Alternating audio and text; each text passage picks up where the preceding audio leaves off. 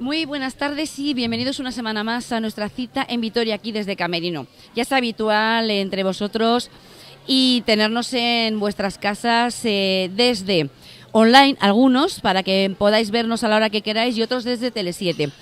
Y tengo el placer de tener conmigo a Patxi Lázquez en la primera entrevista que da en televisión después de haber hecho el anunciamiento de su retirada de la política.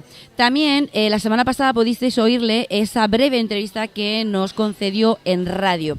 Y como tiene una agenda muy apretada debido a todo esto, vamos a ir directamente a, bueno, lo único deciros, recordaros, Camerino, en la calle San Prudencio, número 26 de Vitoria. Bienvenido, Patxi, una vez más. Muchas gracias por aceptar nuestra invitación. Nada, un placer como siempre. Bueno, la primera pregunta. ¿Qué te impulsa a abandonar la política? Pues algo tan sencillo como que este próximo mes de mayo del 2015 cumpliré 24 años como concejal en el Ayuntamiento de Vitoria, 4 de ellos siendo alcalde de la ciudad, y la ciudadanía en la calle está pidiendo que haya cambios, que haya nuevas personas, que representen más que el pasado la ilusión por el futuro, ¿no? Y por recuperar la credibilidad de la política. Y me guste o no me guste reconocerlo, ¿no? Aunque todavía tengo pelo, ¿verdad? y puedo aparentar todavía un estado decente, ¿no? de salud, yo tengo que reconocer que, claro, 24 años son muchos y no se puede decir que Patxi Lázquez sea en este momento la persona que represente la novedad, la frescura, sino más bien el pasado, y un pasado de casi 24 años. Se podría decir que la política desgasta, y en estos tiempos mucho más debido a todos los casos de corrupción. Por cierto, somos los primeros en Europa en esto, ¿eh? Sí, la política desgasta con carácter general, ¿no? Aunque no haya corrupción. Lo que pasa es que en este momento la corrupción lo que está poniendo de manifiesto es que la ciudadanía está muy lejos de la política, hay un nivel de desconfianza y de desprestigio que es increíble. Yo tengo una gran preocupación. ¿Por qué? Porque los ciudadanos quieren que en la política estén las mejores personas, las más preparadas. Y claro, este desprestigio de la política puede hacer que ese tipo de personas digan: yo no me voy a poner en un puesto, en un escaño que represente desde el primer segundo que soy sospechoso de ser un corrupto. Eso no lo quiere nadie, ¿no? Y hay gente magnífica por ahí que podría hacer un papel extraordinario en las instituciones públicas, representando a los diferentes partidos políticos, a las diferentes formaciones e ideologías, que seguramente los podemos perder si quienes estamos en este momento no hacemos los esfuerzos y damos el ejemplo necesario, incluso personal, para recuperar el prestigio de la política y efectivamente que sea un lugar donde les apetezca venir y estar y hacer sus funciones a personas que estén debidamente preparadas, ¿no? Yo, si me permite, voy a hacer un inciso porque quiero preguntarte sobre lo que estás diciendo ahora. Comentado que es la primera entrevista que da. Evidentemente, este es un falso directo. Eso no quiere decir que hagamos la entrevista y la saquemos al día siguiente. Es posible que hayan visto en algún otro canal a Patxi, pero tengo que decir que el mismo día que anunciaba, nosotros estuvimos con él, concretamos esta entrevista y por lo tanto la verán después de alguna que otra declaración que ha hecho, pero es la primera entrevista. Estabas diciéndonos que, claro, desgasta y que ahora los que entren posiblemente lo tengan muy difícil porque van a estar mirados con lupa, pero una lupa de una ampliación increíble. Bueno, pero yo creo que es la respuesta obvia, ¿no? Es decir, los casos de corrupción que están saliendo, y además las previsiones es de que puedan salir algunos casos más, son tan graves, porque en algún caso incluso está tocando la estructura de la cúpula de un partido político tan importante como, por ejemplo, es el Partido Popular, o en el caso de Cataluña, pues bueno, se supone que acumulaba más prestigio político, que era el expresidente Jordi Pujol, ¿no? Y por lo tanto es normal que haya una especie de movimiento pendular en el sentido de que vayamos incluso a cosas que puedan parecer exageradas, de un control muy exhaustivo de la honestidad y la honorabilidad de las personas que ocupen puestos de responsabilidad en las instituciones públicas, ¿no? Creo que es el precio que hay que pagar por todo lo que está ocurriendo. Y aunque se tomen algunas decisiones que puedan parecer exageradas en ese ejercicio de control, creo que no queda otro remedio que hacerlo para recuperar la nobleza de lo que es la representación pública y de servicio público que es la política, ¿no? Y las instituciones públicas. Te comentaba, y te ha arrancado además una sonrisa ahora off the record, justo unos segundos antes de empezar la entrevista, que veníamos oyendo por la radio. Voy a hacerme eco de la radio, he hecho una redundancia, que veníamos oyendo FM Europa, y hablaba compañero Cárdenas con una española que trabajaba en Dinamarca. Dinamarca no tiene problema de paro, de hecho el paro es de un 5%, y ellos comentaban que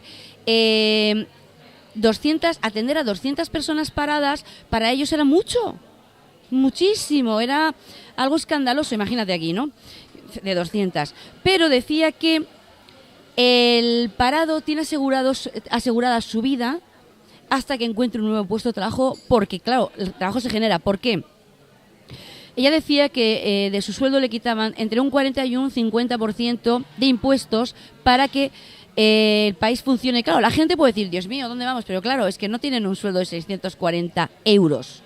Estamos hablando que tienen un sueldo mínimo de 2.000 euros, con lo cual uno puede dar muy gustosamente esa parte de impuestos sabiendo que eso también le va a amparar. Eso por un lado. Y segundo, decía que evidentemente tienen muchísimo menos políticos que los que tenemos en este país.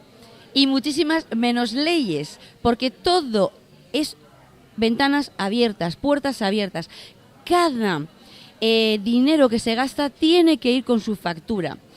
Con lo cual, al final, ¿qué es lo que te ha provocado a ti la risa? Decía, ¿no?, que cuanto menos corrupción hay en un gobierno político, menos leyes tiene. Totalmente lo contrario a lo que nosotros tenemos aquí. Bueno, evidentemente nos podemos mirar en Dinamarca o en Finlandia o en Suecia, digamos, como ejemplo a seguir.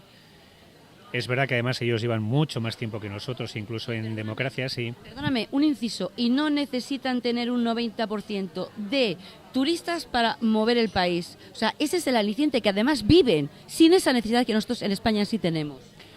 Sí, digo, hombre, en algún sitio nos tenemos que mirar para tener una aspiración siempre de cuáles pueden ser los retos del futuro, ¿no? Es verdad que la cultura latina, es decir, la cultura del Mediterráneo, es muy diferente a la del centro de Europa. En unas cosas somos mejores, ¿no? Y en otras cosas, evidentemente, somos peores. Pero, en todo caso, al respecto de la corrupción hay una cosa que está muy clara. Una cosa es que tengamos la aspiración de tener los niveles de transparencia y de protección social que puedan tener los países nórdicos, como es el caso de Dinamarca, pero yo lo diría muy claro, por si acaso alguno tiene tentaciones de que es mejor que no haya leyes anticorrupción, hagámoslas, que es la mayor garantía que podemos tener de que algunos no tengan tentaciones. Pero no se referían a leyes anticorrupciones. Tienen leyes anticorrupciones, pero es que aquí tenemos una ley que evita que el político pueda ir a la cárcel, una ley que hace que salga de la cárcel antes que nadie, una ley que le haga someterse a un tercer grado, o sea, es como si tuvieran ciudadanos de primera, que son los políticos, y los de segunda, que somos el resto. A eso se referían, a leyes que protegen a los políticos corruptos.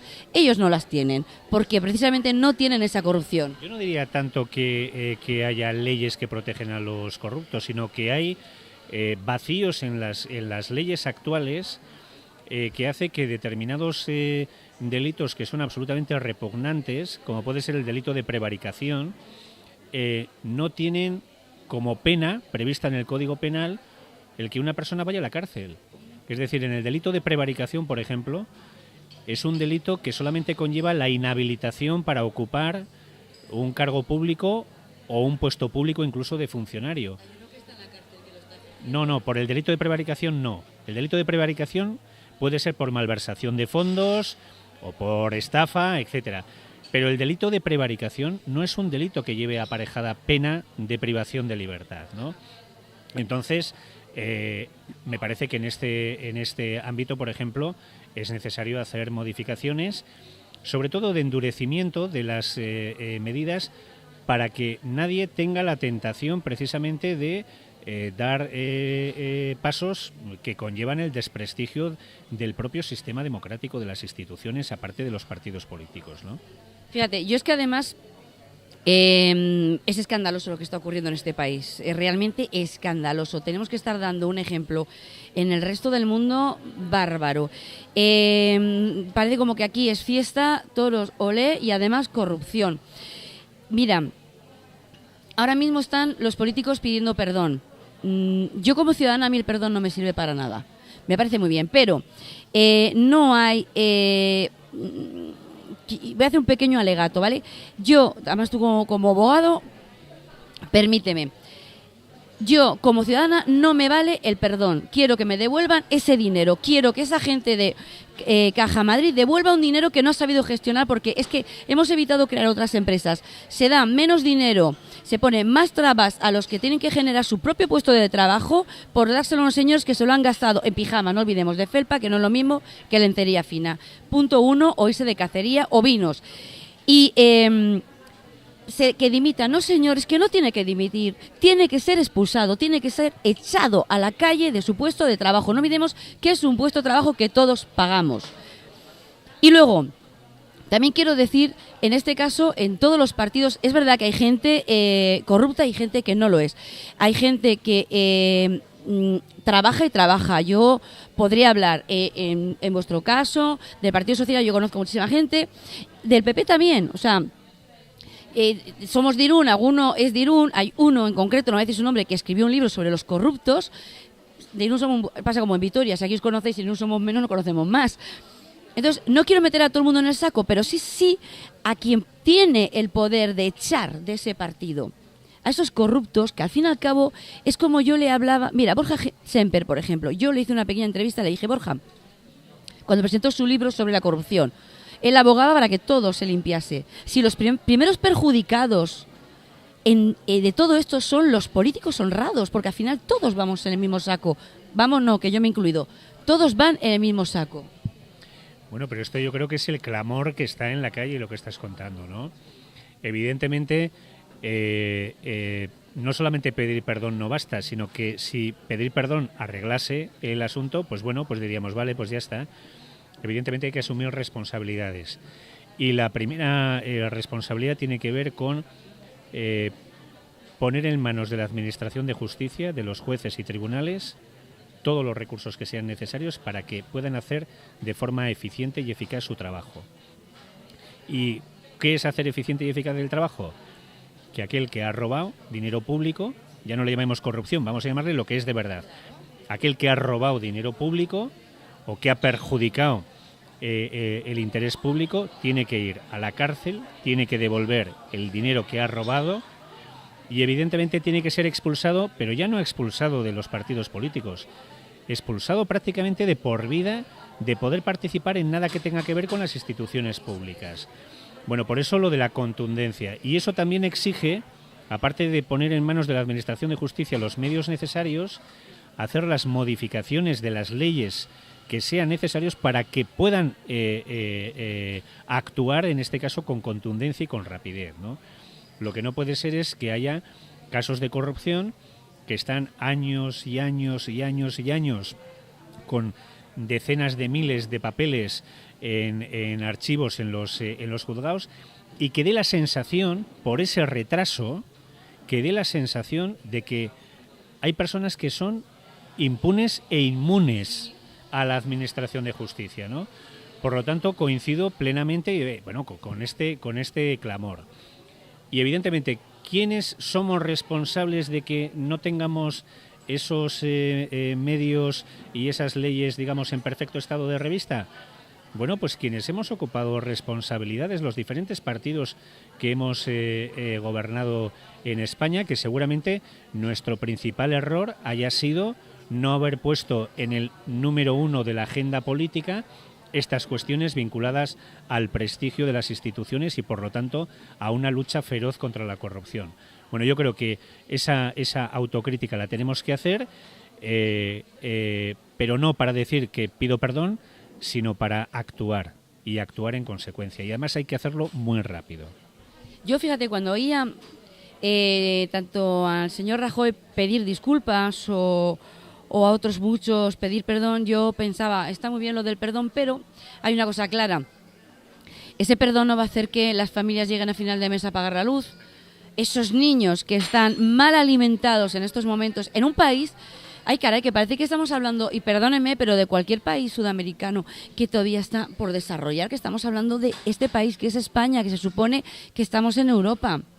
Y luego, hay algo que no sé si es que esto es un reírse del pueblo continuamente, pero vamos a ver, una persona que está imputada, que se ha llevado miles de euros, millones de euros, yo creo que lo primero que se le hace es quitarle el pasaporte, o en este caso el DNI, para que no pueda salir, porque son países. Y que veamos a un señor como el señor Rato, que va y viene en el día a Suiza, eso me hace pensar que se está preparando allí su cortijo y no va a pisar la cárcel. Bueno, yo no puedo asegurar que haya determinadas personas que vayan a terminar pisando la cárcel, pero en todo caso prefiero pensar en positivo y confiar en que la Administración de Justicia más pronto o más tarde terminará haciendo justicia, ¿no? Mira, esto es como yo lo viví en mi época de adolescente, porque había una persona que era una especie de intocable que se codeaba con los poderes más reconocibles del Estado. Estoy hablando de Mario Conde. Y bueno, yo viví como espectador de las televisiones y de los periódicos, ¿no? Lector de periódicos, ese ascenso impresionante de Mario Conde, y nadie se podía imaginar que una persona como esta, bueno, podría terminar en la cárcel y pasando un montón de años en la cárcel, ¿no? Pero al final ocurrió. Es verdad que se tardó mucho tiempo, ¿no?, en que eso llegase a ese resultado final. Y yo desde entonces tengo una cosa muy clara. Da igual cuál sea tu nombre, tu pasado, esa parte de tu pasado, si has metido la mano en la caja o has hecho algún chanchullo, te termina persiguiendo. En el caso de Mario Conde fue muy evidente que además terminó en la cárcel, pero puede haber personas que por mor de cómo están las leyes, por prescripción de delitos y cosas por el estilo, no terminen propiamente en la cárcel, pero hay una cosa que sí podemos hacer todos los ciudadanos, que es señalarles con el dedo. Cuando digo señalarles con el dedo, es decir, son personas a las que seguramente no les invitaríamos ni a un café, ni les daríamos un duro para un bocadillo, precisamente por los sinvergüenzas que han sido en un determinado momento, ¿no? Por lo tanto, yo creo que es lo que... es decir, garantizar que todas las personas que han sido, que están siendo protagonistas de casos claros de corrupción y en otros casos de abusos absolutamente evidentes, que terminen en la cárcel, ojalá, pero devolviendo todo lo que se han llevado. Pero en todo caso, si en algún caso no ocurre, lo que tenemos que hacer es modificar, como decía, las leyes, las normas, los instrumentos de la Administración de Justicia, para que esos casos sean en todo caso excepciones y que si vuelven a ocurrir casos de corrupción no se vuelvan a escapar ninguno. Pero fíjate, hablando de cambiar leyes, yo totalmente de acuerdo, pero yo estaría mucho más tranquila si hubiese una plataforma ciudadana que cambiara conjuntamente, pero claro, si son los políticos los que me van a cambiar unas leyes que les van a favorecer, si claro, se hacen unas leyes bancarias donde quienes se sientan son los bancos a hacer sus propias leyes, esto es como cuando un trabajador necesita unas leyes y hay un empresario, un empleador y un empleado. ¿Quién está en el medio? Evidentemente los sindicatos, que también habría mucho que hablar de los sindicatos, pero siempre han estado ahí para mediar entre unos y otros. ¿Quién ha mediado entre el ciudadano y las leyes bancarias? nadie, los políticos que al final se han beneficiado ellos mismos de esas leyes bancarias, como el caso de Caja Madrid. Entonces, yo creo que tendría que haber una plataforma ciudadana para que se sentase también a decir, no, vamos a ver, vamos a hacer leyes, sí, pero vamos a hacer leyes que proteja al ciudadano de esos, para mí, señores, monstruos que son llamados bancos. Que, por cierto, se están haciendo con todos los pisos del país. Bueno, yo al respecto de las entidades financieras, es decir, lo que ha sido un escándalo es que se hayan puesto decenas de miles de millones de euros al servicio del rescate de algunas entidades financieras, mientras se han hecho recortes, por ejemplo, en temas tan sensibles como la ley de dependencia o como puede ser el tema de la sanidad pública, la educación pública o incluso lo que estamos viendo ahora con el tema de las pensiones, ¿no? Esas subidas escandalosas del 0,25% como si sirviesen para darle dignidad a muchas de las pensiones que se están cobrando en este país, ¿no? Bueno, cuando llega. Entonces, para mí la clave no está tanto en este caso en qué han hecho las entidades financieras, sino cómo se han utilizado los recursos públicos. Y eso no han sido leyes, han sido decisiones políticas. De decir que en los presupuestos generales del Estado determinadas cantidades de dinero van a unas cosas preferentemente y no a otras que son las que más importan, en este caso a la ciudadanía, al conjunto de la sociedad. Y eso hace que haya mucha gente que diga, hombre, ¿cómo es posible que un gobierno se dedique principalmente a rescatar entidades financieras y no a rescatar a las personas, ¿no?, que están en una situación de dificultad? Pero bueno, además de los rescates, lo que nos hemos encontrado efectivamente son casos, como es el caso de Caja Madrid o de Bankia, que dices, bueno, es que ha sido el perfecto ejemplo de la desvergüenza, ¿no? Y ante eso ya existen las leyes para poder poner a cada uno en su sitio, ¿no? Desde Rodrigo Rato y otros próceres, ¿no?, que han estado al frente de estas entidades financieras. Pero lo que sí me parece importante es que, del mismo modo que nosotros, quienes hemos estado en puestos de responsabilidad política, no queremos que se generalice y que se diga todos los que estamos o hemos estado en política somos una panda de chorizos, en las entidades financieras tampoco podemos generalizar de decir que en todas las entidades hay una panda de sinvergüenzas, como nos hemos encontrado en el caso de Caja Madrid. Porque todavía no sepamos, que tampoco lo pensábamos de Caja Madrid. Bueno, de Caja Madrid hace ya mucho tiempo que se oían cosas. Otra cosa es que ha dado la sensación de que se quería ocultar y bueno, ya ha terminado saltando por los aires. Y ha terminado saltando por los aires por actuaciones judiciales, ¿no? Entonces yo creo que por eso en la Administración de Justicia a veces leemos noticias sobre sentencias que son, digamos, absolutamente inadecuadas para el siglo en el que vivimos, ¿no? Porque evidentemente las leyes también son objeto de interpretación por parte de los jueces y de las jueces, ¿no? Pero yo prefiero pensar en positivo, es decir, que con carácter general la gente somos buena gente, somos gente honesta. Pero el problema es que el protagonismo en este país en este momento está en una minoría, eso sí, una minoría de una alta cualificación, ¿verdad? Una minoría de sinvergüenzas que están manchando todo el prestigio de las instituciones y toda la buena imagen de las instituciones. Bueno, como esto es así, nos guste o no nos guste reconocerlo, lo importante es la contundencia.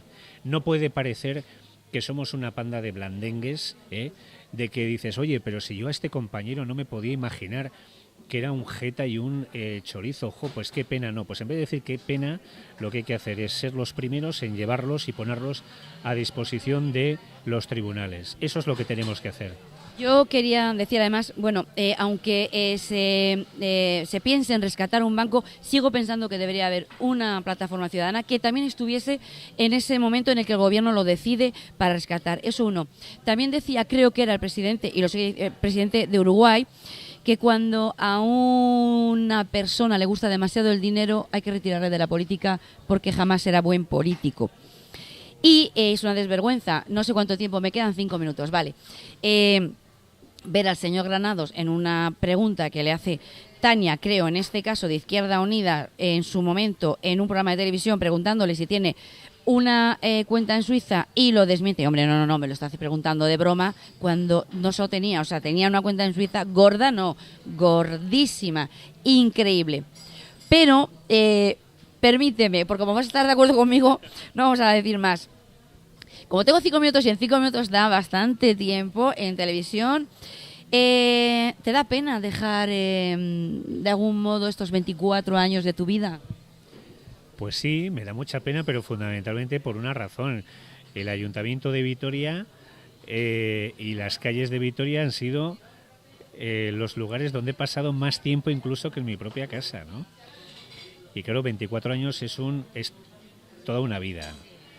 Y me da pena, pero yo tengo que ser consciente de que no puede parecer que haya personas como yo que parece ser que no podemos vivir de otra cosa que no sea un puesto de representación pública, ¿no? Que somos personas que, bueno, pues tenemos nuestra formación y es verdad que en una situación de crisis económica comenzar cualquier proyecto como lo que yo pretendo de mi despacho profesional pues será complejo, será difícil y me costará tiempo, ¿no? El que ese despacho profesional pueda funcionar con un vamos a decir a un ritmo adecuado, ¿no? O sea, que no te vas a una empresa privada, ¿no? Como otros. No, porque a ver, yo quiero seguir viviendo en Vitoria, ¿no? Es algo que no me quede otro remedio por razones obvias. Pero yo en el ayuntamiento no me he dedicado a hacer amigos. Entonces yo sé que cualquier empresa que se pudiese plantear contratarme, yo marco mucho porque he estado en la primera fila, ¿no? Además como alcalde. Entonces puedo marcar mucho y puedo marcar mucho desde un sentido incluso negativo, ¿no?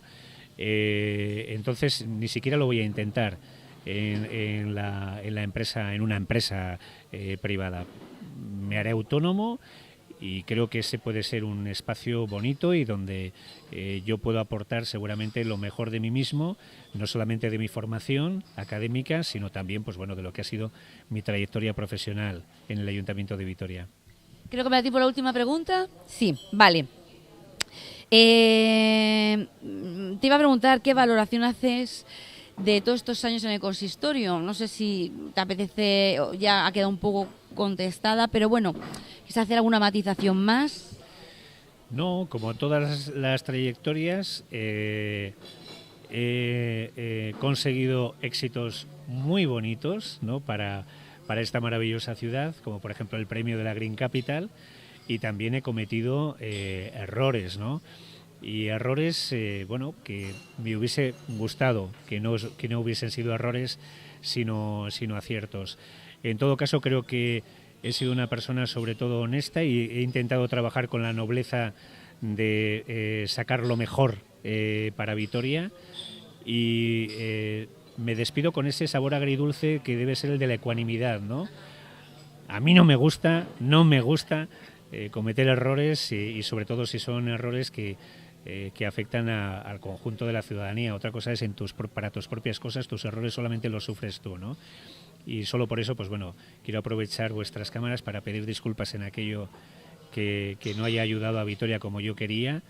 Y en todo caso me llevo de verdad el cariño de todas esas decenas de miles de vitorianos y vitorianas que en su día consiguieron hacer que yo cumpliese uno de los sueños y de las aspiraciones pues sin duda alguna más bonitas que puede tener cualquier ciudadano, que es ser el alcalde, en este caso, de la capital de Euskadi. Hombre, yo te diría como aquello que decía mi madre, es imposible hacer un cocido para todos. Pero bueno, eso es, yo creo que a todo el mundo le pasa cuando tiene que estar enfrente de un montón de gente, ¿no? Que nunca va a ser del agrado de todo el mundo, ¿no? Eso es. Pero yo sí tengo que decir una cosa. Hemos hablado un montón de cosas, evidentemente de la corrupción. Ahora viene Urtzi para hablar de los temas que realmente me están haciendo gestos que realmente estaban en el guión. Pero a mí me gusta ser muy crítica, por eso quería hablar también con Pachi, porque yo no entiendo a aquel que dice que es apolítico, que no tiene opinión política. Yo no me lo creo, todo el mundo la tiene, ¿no? Incluso desde el momento en que opina de cómo debería de estar su acera, ya es una opinión. Pero independientemente de los colores que uno vista, independientemente de a quien se vote, uno tiene que ser crítico cuando se tiene que ser crítico, tiene que alabar cuando se tiene que alabar. Y cuando hay un momento de corrupción hay que ser consecuente y hay que ser sincero con lo que se piensa. Yo siempre digo que la corrupción está en todos los ámbitos políticos, no entiende de colores, desgraciadamente, porque así tendríamos la corrupción metida en un apartado y la apartaríamos, pero como la corrupción es libre, pulula por cada sigla, todos tenemos que criticar y debemos abogar por una limpieza. También digo que hay que dar un voto y hay que reconocer que no todo el mundo es igual. Y hasta aquí mi tiempo, porque si no me voy a comer el de Urtzi y me va a matar. Así que ya sabéis, pase de página y volvéis con Urtzi, el guión que lo elabora él, y seguimos con Pachi. Muchísimas gracias, Pachi. Gracias a vosotros. Pues ya estamos aquí con el pase de página. Ya Patricia ya se ha ido al otro lado de la cámara donde yo estaba y voy a saludar a Pachi. Ya un amigo ya de la cadena, Pachi, bienvenido. Muchas gracias. Pues vamos con la entrevista.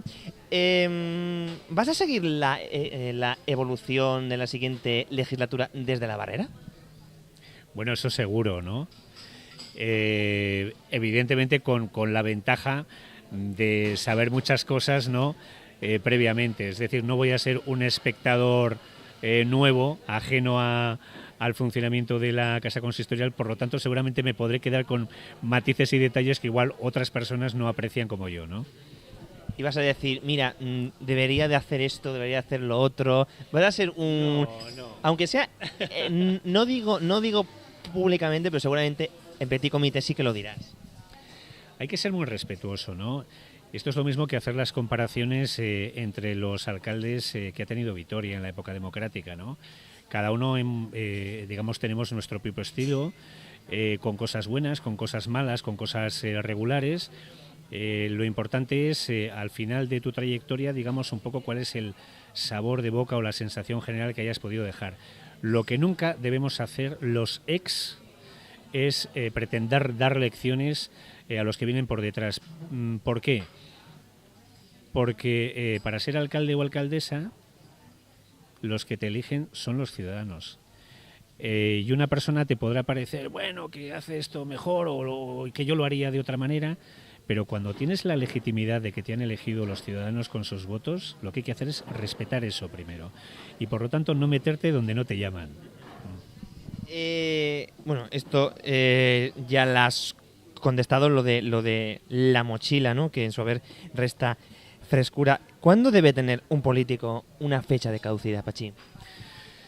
Bueno, la verdad es que no hay una ley que establezca una fecha de caducidad, ¿no? Como por ejemplo tienen en otros países. El más conocido, como sabéis, es el de Estados Unidos.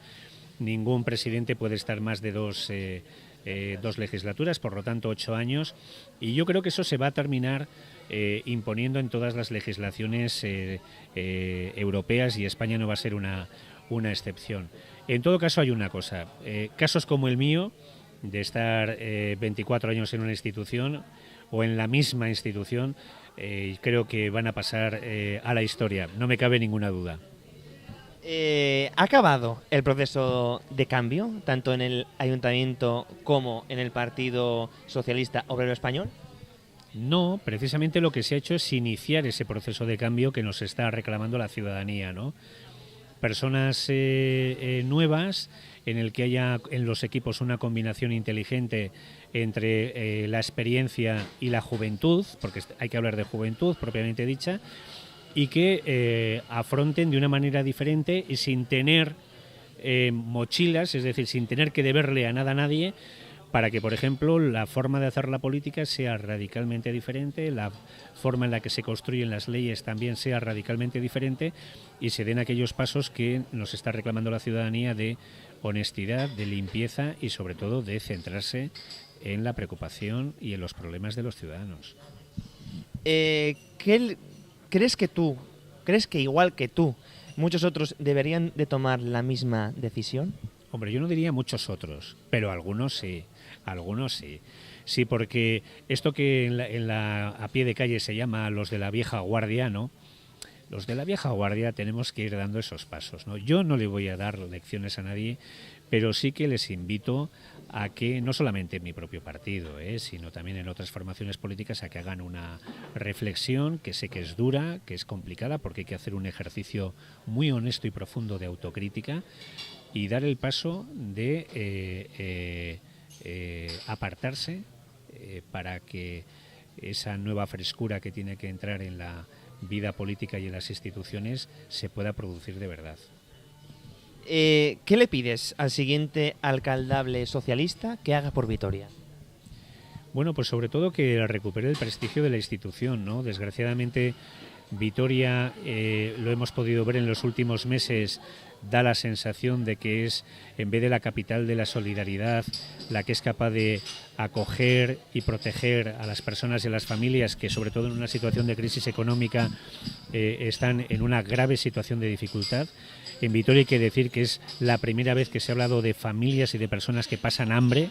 Ahí solamente hay que ver el despliegue de recursos que está haciendo, por ejemplo, el Banco de Alimentos, que nunca en su historia había tenido que atender a tantas miles de personas, y nos hemos convertido en la capital de la insolidaridad, en la capital ejemplo de actitudes xenófobas y racistas, ¿no? Entonces yo creo que el primer reto y el primer compromiso es recuperar ese prestigio que hemos tenido el Ayuntamiento de Vitoria entre todo el municipalismo del conjunto del Estado y especialmente aquí en Euskadi, de ser un ayuntamiento comprometido precisamente con la gente y las familias más vulnerables.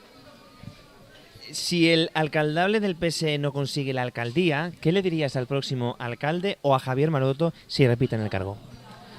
Bueno, yo precisamente a Javier Maroto le diría que creo que hay personas en el Partido Popular que lo pueden hacer mejor que él, desde luego como candidato a la alcaldía. Lo digo porque está siendo de verdad para mí muy triste, ¿no? Todas estas declaraciones que se están haciendo como ejemplo de, sobre todo, de insolidaridad, ¿no? En una situación de crisis económica. En todo caso, quien vaya a ser, que yo estoy convencido que no va a ser del Partido Popular, el próximo alcalde o alcaldesa, yo solamente lo que le voy a pedir es eso, que recupere el prestigio del Ayuntamiento de Vitoria, aunque solo sea por respeto a lo que don José Ángel Cuerda Montoya, que es el alcalde por excelencia de Vitoria, construyó como una parte de la seña de identidad de nuestra ciudad. Es decir, esta es una ciudad que acoge y que protege y que ayuda y que colabora con los ciudadanos. No puede ser la ciudad que expulsa a gente simplemente porque es pobre. Has respaldado a tu compañera en la alcaldía, Maite Berrocal, de cara a las primarias del partido para elegir al cabeza de lista. Sí, precisamente porque yo creo que tiene ese componente. Ella entró en política y en el Ayuntamiento de Vitoria esta pasada legislatura, por lo tanto es una persona, digamos, que no lleva como yo un porrón de años, pero luego hay algunas cosas, algunos valores que a mí me parecen importantes, ¿no? Hay personas que damos la sensación de que estamos en la política y que llevamos un montón de años porque no tenemos dónde caernos muertos, dónde buscar, digamos, nuestras habas, ¿no? Y Maite Berrocal es funcionaria. Nadie va a sospechar que Maite Berrocal necesita la política para vivir, porque ella ya tiene su puesto de trabajo garantizado como funcionaria. Luego hay otro factor que es importante, ¿no?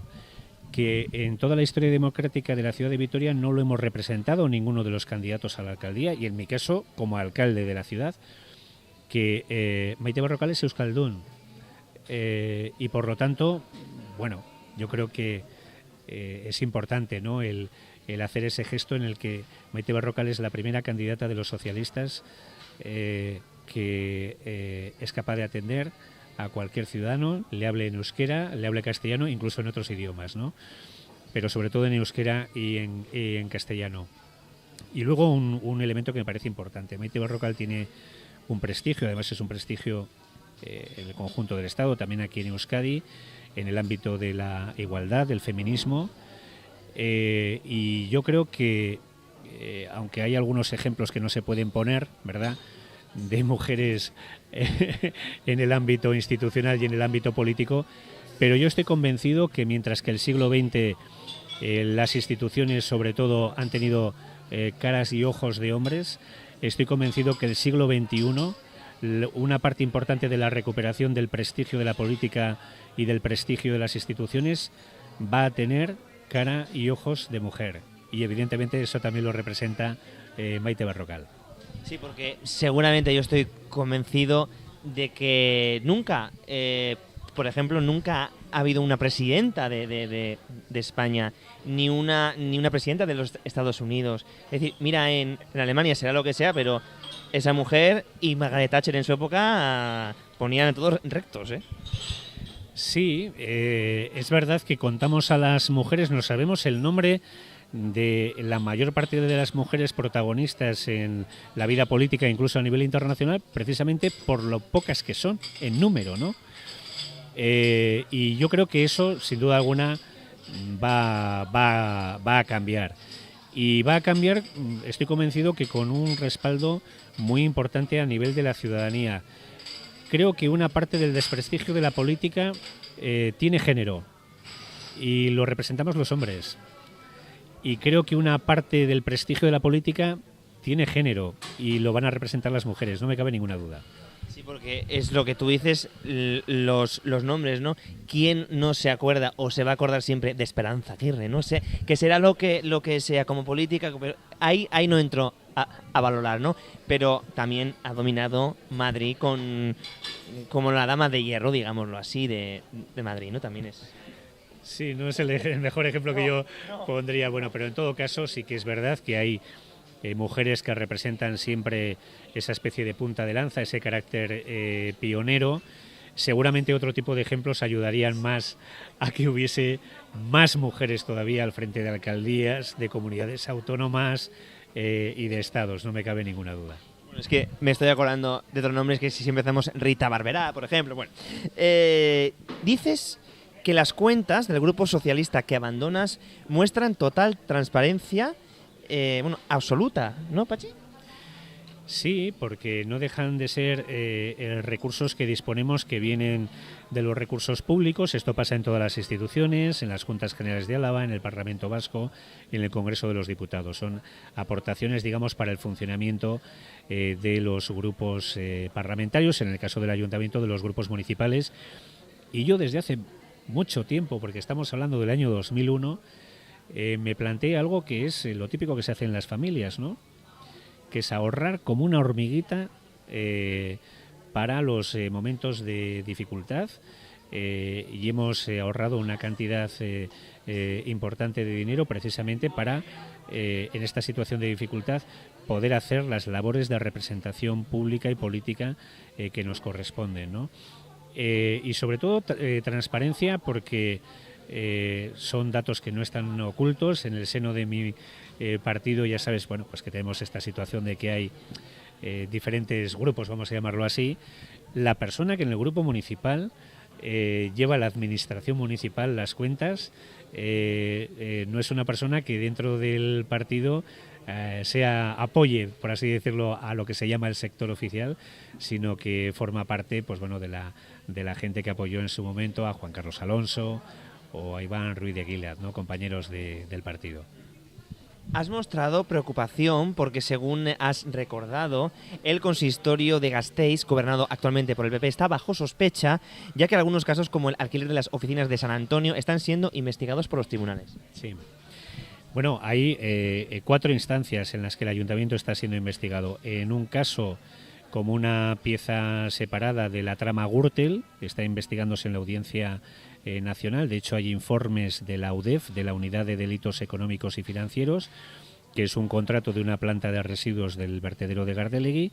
Luego tenemos el contrato de las oficinas de San Antonio, que está siendo investigado por el Tribunal de Cuentas del Reino, o sea, del Estado, en este caso. Aquí en un juzgado de Vitoria se está investigando unos descuentos que consideramos ilegales. Bueno, ahora depende evidentemente de la Administración de Justicia esa investigación, de lo que llamamos el caso Iradier Arena. Y luego está el Tribunal de Cuentas del País Vasco, que incluso ya ha determinado que algunos contratos hechos por el actual gobierno son contratos ilegales. Es decir, que el Ayuntamiento de Vitoria, lo siento mucho, lo tengo que decir así, está bajo sospecha, pero está bajo sospecha no porque lo diga Patxi Lazcoz, está bajo sospecha porque está siendo investigado en instancias judiciales. Te voy a hacer pensar un poquito, Patxi, a ver qué te parece. ¿Por qué crees que vas a ser recordado? Pues yo creo que seguramente igual por dos cosas, ¿no? Que en función de cómo las mires pueden ser negativas o positivas.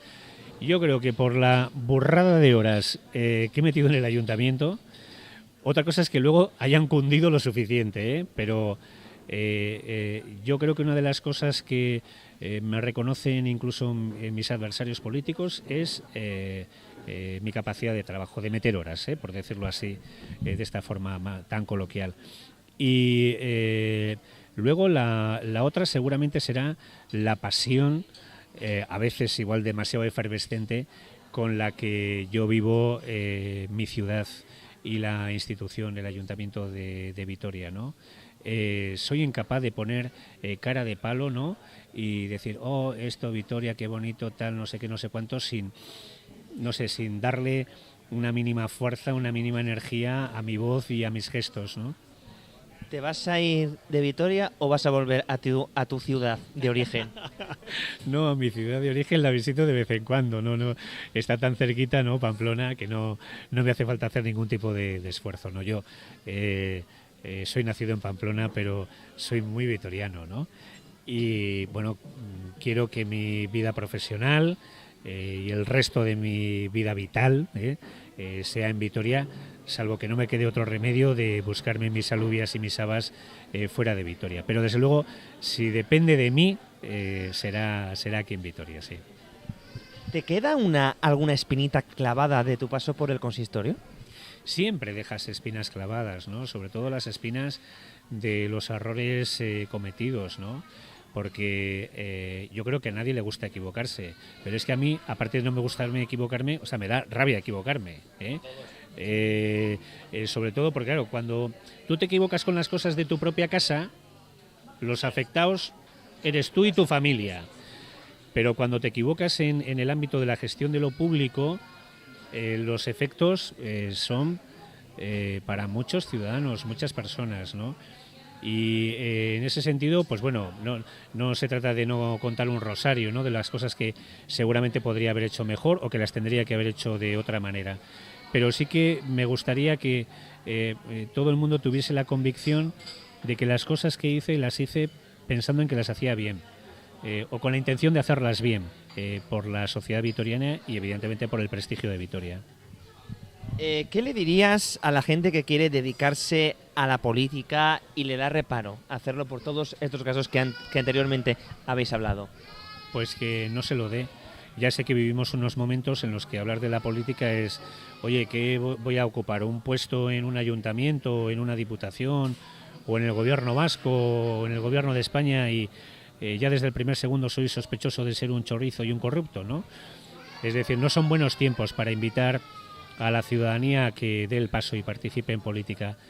Pero es que la única forma de cambiar la política es que la buena gente sean los protagonistas de las instituciones públicas. Solo la buena gente. Yo lo desconozco y perdóname por mi desconocimiento, Patxi. ¿Hay algún código ético en el Ayuntamiento de Vitoria respecto a los gastos de representación de un alcalde o de un concejal? Sí, hay un código ético. Lo que pasa que tiene un problema el código ético, que no tiene una tabla de sanciones económicas para cuando se incumple. Por eso es un código ético que desgraciadamente es un brindis al sol. Pero hay un código ético. ¿Qué es lo que le pasa a un ciudadano cuando incumple los códigos, aunque no sean éticos? Tiene una multa, ¿verdad? Cuando comete una infracción de tráfico, por ejemplo, cuando no comunica que ha hecho una obra y paga el impuesto de obras y construcciones, o paga la tasa para acceder a un centro cívico, etcétera, ¿no? Tiene multas. Y resulta que los concejales del Ayuntamiento de Vitoria, por incumplir el código ético, no tenemos ninguna multa económica. Esto es lo que hay que cambiar.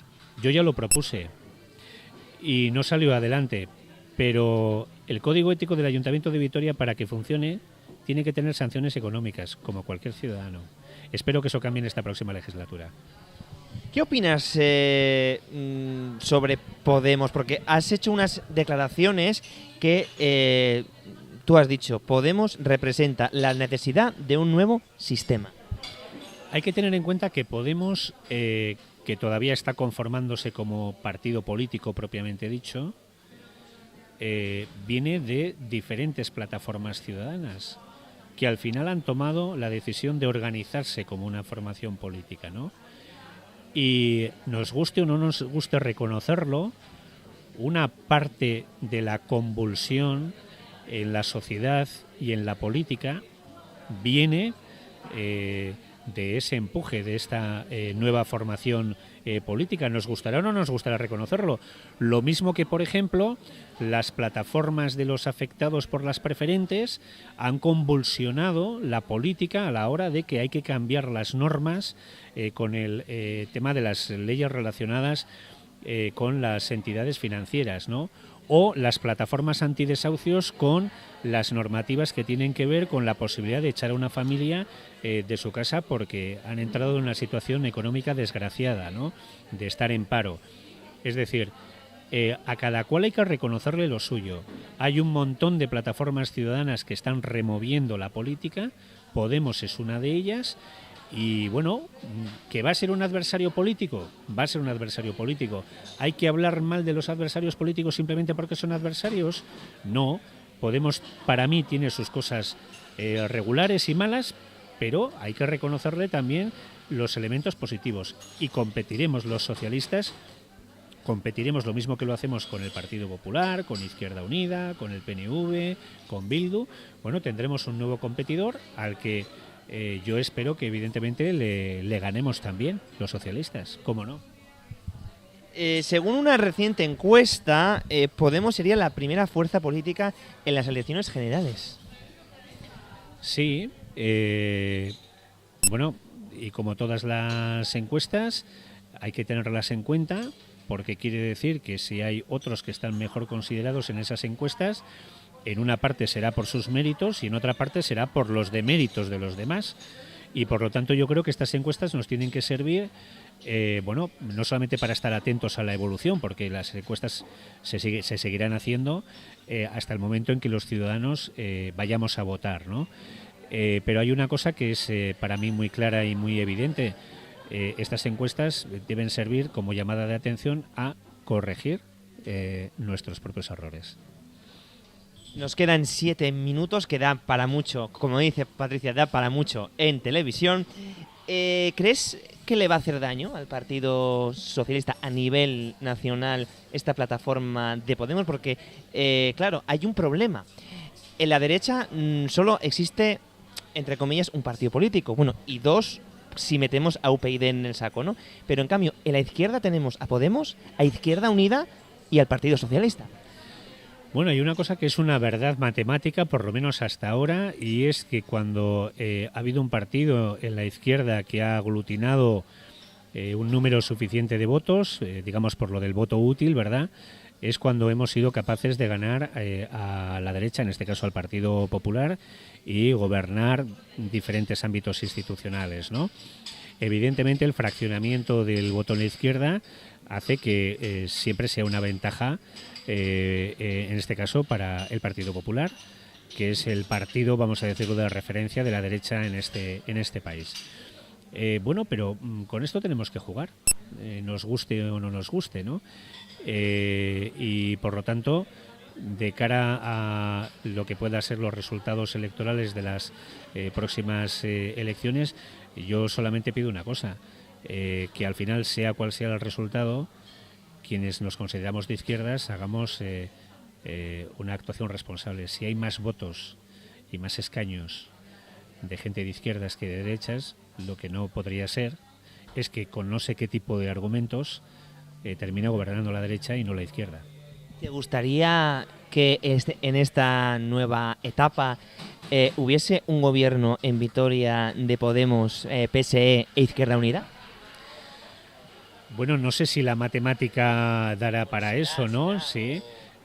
Yo, desde luego, visto así, y evidentemente no siendo el candidato, lo digo alto y claro, pero además olvidándome en este momento de las siglas por las que tú preguntabas. Si en Vitoria es posible un gobierno progresista, porque así lo han querido los vitorianos y vitorianas, y así ha quedado reflejado el próximo mes de mayo en la composición del Pleno del Ayuntamiento, lo razonable es que respetemos la voluntad mayoritaria de la ciudadanía vitoriana. Y es lo que tengo que decir a ese respecto. Pachi, para ir concluyendo ya, ¿qué mensaje lanzarías a los vitorianos para despedirte? Un mensaje de despedida. Si tú les tuvieras que decir un mensaje de despedida a los vitorianos, ¿qué les dirías? La cámara esa es tuya, Pachi. Pues solo dos cosas muy sencillas. Primero, gracias. Gracias por haberme permitido tener el orgullo y el honor de ser el alcalde de la capital de Euskadi durante 4 años, y pido disculpas por los errores cometidos. Nada más que eso. ¿Algo que añadir a esta extensa y bonita entrevista, Pachi? Pues no, que de verdad muchas gracias por la oportunidad que me dais de poder dirigirme a muchos vitorianos y vitorianas desde el corazón, ¿no? Y ya con esa distancia de que abandono definitivamente la política institucional. Pues antes de decirle adiós a Pachi Lazco, fíjate, te va a llamar Pachi López, fíjate tú cómo estoy yo.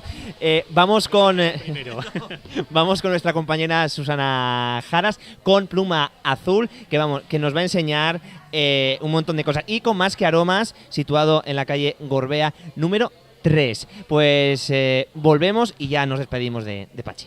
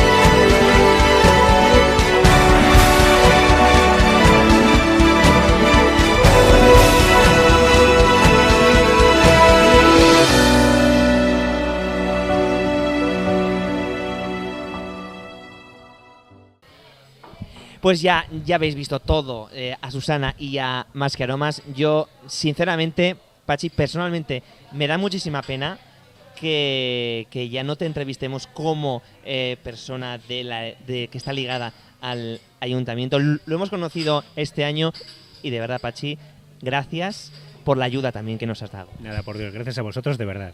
Pues a todos ustedes, nos vemos la semana que viene otra vez en tu cita en Vitoria, desde Camerino, situada en la calle San Brucio número 26. Y además venimos con una exclusiva que daremos a conocer la semana que viene. Gracias a todos, buenas tardes.